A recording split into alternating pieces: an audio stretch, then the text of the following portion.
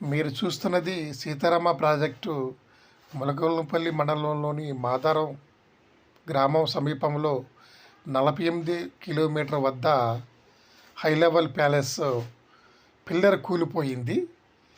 ఇది ముఖ్యమంత్రి Revanth Reddy Sitarama project trial run నిర్వహించడంలో అప్పటి వచ్చిన వరదలకి ఈ పిల్లర్ కూలిపోయిందని ఆ సమీపంలో ఉన్న మేకల కాపర్లు తెలియజేస్తున్నారు. అంటే అప్పటి కూలిపోయిన ఇంతవరకు అధికారులు అటేపు చూసి చూడనట్టు వ్యవహరిస్తున్నారు. అంటే కాంట్రాక్టరు ఏ విధంగా ఎంత నాణ్యతతో ఏర్పాటు చేశారో చూడండి. ఈ 4 పిల్లర్లలో ఒక పిల్లరు కూలిపోయింది. సైడ్ అప్రోచ్ ఈ పిల్లర్ ఏ విధంగా నిర్మించారో, ఏ విధంగా కాంక్రీట్ వేయకోకుండా ఏదో నామమాత్రంగా ఏర్పాటు చేశారో హై లెవెల్ ప్యాలెస్ చూస్తే అర్థమవుతుంది. దాని విజువల్స్లో మీకు పూర్తిగా కనపడతా ఉంది. ఏదైనా కూడా గత బీఆర్ఎస్ ప్రభుత్వం ఏర్పాటు చేసిన సీతారామ ప్రాజెక్టు ఈ భద్రాద్రి కొత్తగూడెం జిల్లా అశ్వాపురం సమీపంలో సీతారామ ప్రాజెక్టు పేరుతో ఆంధ్ర తెలంగాణకి సస్యశ్యామలం చేయాలని ఈ గోదావరి పరివాహ ప్రాంతం మీద నిర్మించిన ప్రాజెక్ట్ ఇది. అయితే గత 2005-6లో ఇందిరాసాగర్ ప్రాజెక్టు అప్పటి రాజశేఖర్ రెడ్డి తెలంగాణలోని కొన్ని జిల్లాలు, ఆంధ్రాలోని కృష్ణా జిల్లాలో కలపాలని నీరు ఈ గోదావరి జలాలని ఉపయోగించుకోవాలని చూశారు. అది కోట్ల రూపాయల ధనాన్ని వృధా చేసి ఇప్పుడు పేరు మార్చి సీతారామ ప్రాజెక్ట్ అని అశ్వాపురం వద్ద ఈ ప్రాజెక్టును శంకుస్థాపన చేశారు. ఎన్నో కోట్ల రూపాయల ధనాన్ని వెచ్చించారు. అయితే ఈ సీతారామ ప్రాజెక్టు గత బీఆర్ఎస్ ప్రభుత్వంలో ఎంత అవినీతి జరిగిందో ఏంటో మనకు చూస్తే అర్థమవుతుంది. పూచుగూడ సమీపంలో కూడా 2 గంటలు పడ్డాయి. అప్పటి ట్రయల్ రన్లోనే ఈ 2 గంటలు పడ్డాయి. ఏదైనా కూడా అవినీతిలో కూరుకుపోయింది గత ప్రభుత్వం. ఈ ప్రభుత్వాలు నాణ్యత లేకోకుండా చూసి ప్రారంభించడం దీనికి ఉదాహరణ. చూడండి విజువల్స్. నా పేరు నూపా భాస్కర్, సిపిఎంఎల్ మాస్లైన్ భద్రాద్రి కొత్తగూడెం జిల్లా కార్యదర్శి వర్గ సభ్యుడిని.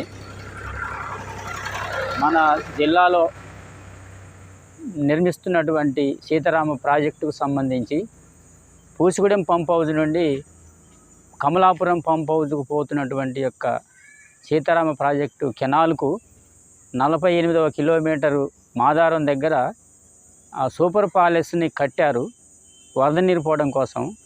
ఆ బ్రిడ్జికి, ఆ ప్యాలెస్కి 4 పిల్లర్లు ఉన్నాయి.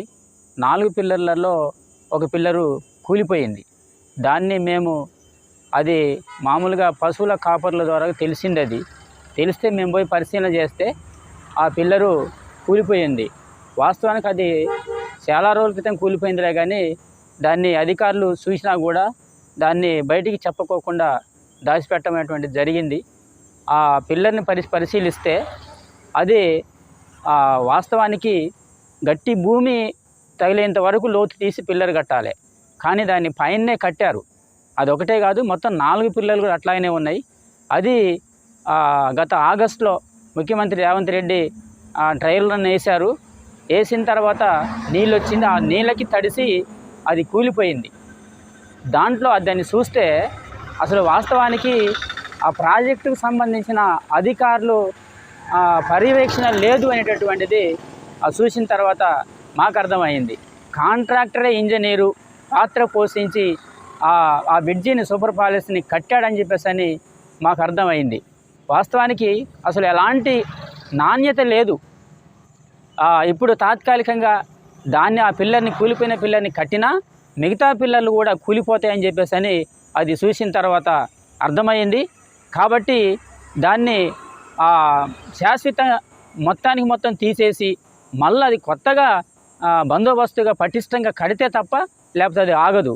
అదేవిధంగా ఇప్పుడు కట్టడానికి కూడా 1 నెల మాత్రమే టైం ఉంది. వర్షాలు ఎప్పుడు వస్తాయో తెలియదు. ఎమర్జెన్సీగా దాన్ని యుద్ధ ప్రాతిపదికన దాన్ని మళ్ళీ కడితే తప్ప లేకపోతే చాలా ప్రమాదం ఉంది. అదేవిధంగా దాన్ని ఆ కాలువకు నిర్మించినటువంటి లైనింగ్ కూడా చూస్తే అది ఇసుకతో కట్టలేదు, మట్టి ఇసుకతోటి సిమెంట్ కలిపి చిప్స్ కలిపి అది పోశారు. అది ఆ లూజ్ల మీద ఆ అధికారుల పర్యవేక్షణ లేదు అనేటటువంటిది అర్థమవుతా ఉంది. అది ఇదే కాదు, మొత్తానికి మొత్తం కూడా ఆ ప్రాజెక్టుకు సంబంధించిన మొత్తం కెనాల్ని మొత్తం కూడా పరిశీలన చేయాలి. అట్లా చేసి ఆ కాంట్రాక్టర్ మీద చర్య తీసుకోవాలి, అధికారుల మీద కూడా చర్య తీసుకోవాలి. అదేవిధంగా ఇది ఇక్కడే కాదు, ఈ పూసిగూడెం పంప్ అవతల కూడా గతంలో వర్షానికి తెగిపోయింది కూడా, అసలు మెయిన్ కెనాలే తెగిపోయింది. అట్లా అసలు ప్రాజెక్టుని దాన్ని ఓపెనింగ్ చేయకముందే ఎక్కడికక్కడ అవి గండ్లు పడటం, ఇట్లా కూలిపోవటం అటువంటి జరుగుతుందంటే అసలు ఆ ప్రాజెక్ట్ని కనుక ఓపెనింగ్ చేస్తే అసలు ఎక్కడికక్కడ కూడా ప్రాజెక్టు ఆ కాలువలు తెగిపోవడం, ఇట్లాంటి ప్యాలెస్లు కూలిపోవడం అటువంటిది జరుగుతుంది. దీంట్లో చాలా కుంభకోణం జరిగింది.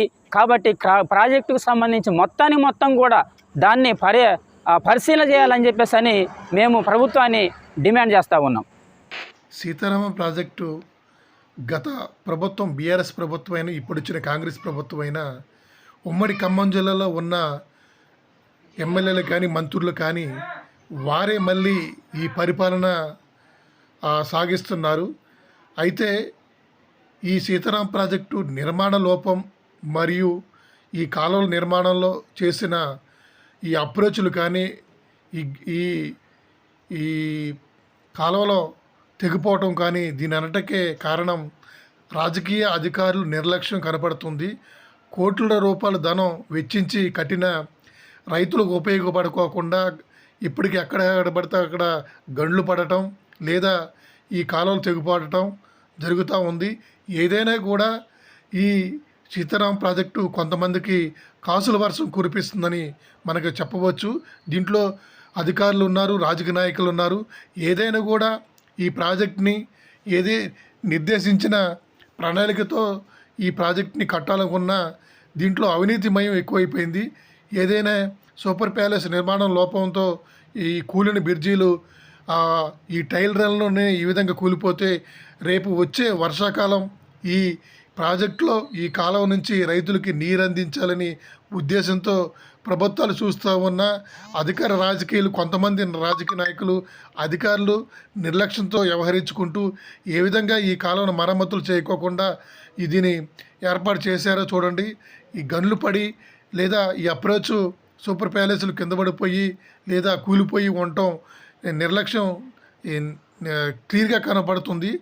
ఈ రాజకీయ నాయకులు, అధికారులు కూడా దీన్ని పూర్తిగా ప్రక్షాళన చేయాలి.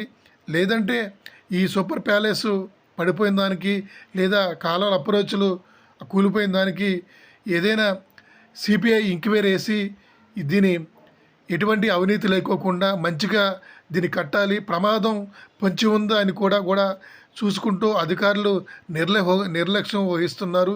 ఏదైనా కూడా ఈ మాదారం దగ్గరలో సూపర్ ప్యాలెస్ నిర్మాణం లోపం మనకి కళ్ళగట్టినట్టుగా ఈ నిర్మాణ వ్యయం ఏ విధంగా పనిచేశారు, ఏ విధంగా ఉంది అన్నది మనం చూస్తే అర్థమవుతుంది. ఏదైనా కూడా ఈ మన సీతారాం ప్రాజెక్టు పేరు చెప్పి రాముడు పేరు చెప్పే అవినీతి కూరుకుపోయి రాజకీయ నాయకులు, కాంట్రాక్టర్లు కుమ్మక్కయ్యి ఈ ప్రాజెక్ట్ని ఎంత నిర్లక్ష్యంగా దీన్ని ఏర్పాటు చేశారో మనకి చూస్తే అర్థమవుతుంది. ఏదైనా కూడా ఈ ప్రాజెక్టును మంచిగా రైతులకి ఉపయోగపడేట్టుగా లేదా ఈ ప్రాంత జిల్లాలలో ఉన్న అన్ని మండలాలకి నీరు అందించాలి. ఉదాహరణకి దమ్మపేట, అసురపేట మండలాలకి ఇంతవరకు కాలువలో పూర్తిగా నిర్మాణం చేయలేదు. రైతులకి నీరు అందించడానికి ఈ ప్రాంతంలో ఉన్న మంత్రులు కానీ ఎమ్మెల్యేలు కానీ నిర్లక్ష్యం వహిస్తున్నారు. ఏదైనా కూడా సీతారామ ప్రాజెక్ట్ని ఈ ప్రాంత రైతులకి నీరందించి రైతుని చేదడుగా వాదుడుగా ఉండి ప్రభుత్వాలు అండగా ఉండి ప్రజలకు సాగునీరు, త్రాగునీరుకి అందిస్తడానికి ఉపయోగించాలి.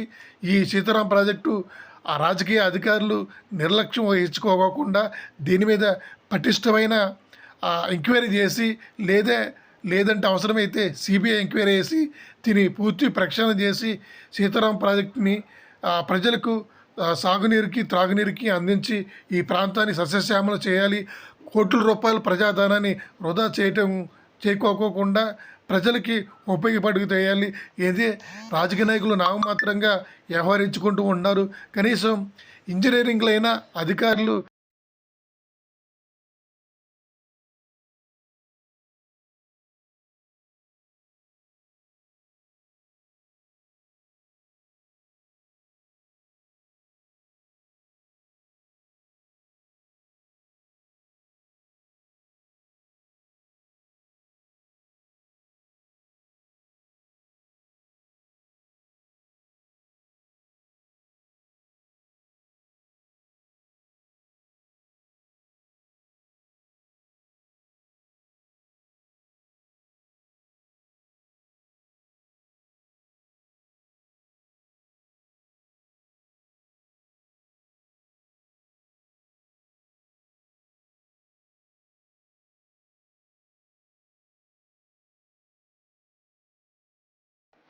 ముఖ్యమంత్రి ట్రయల్ రన్ నిర్వహించేటప్పుడు ఈ కాలంలో పూర్తిగా తెగిపోయినాయి. చూడండి ఈ విజువల్స్‌లో చూడండి.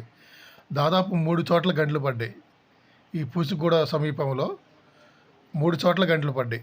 అంటే గత ప్రభుత్వ అధికారుల నిర్లక్ష్యం ఈ ప్రభుత్వం చేసిన ట్రయల్ రన్‌లోని బయటపడ్డాయి. ఏదైనా కూడా ఈ కాలువల నిర్మాణంలోని అనేక అవినీతి అక్రమాలు జరిగాయని మనకి ఈ విజువల్స్‌లో చూస్తే అర్థమైపోతుంది.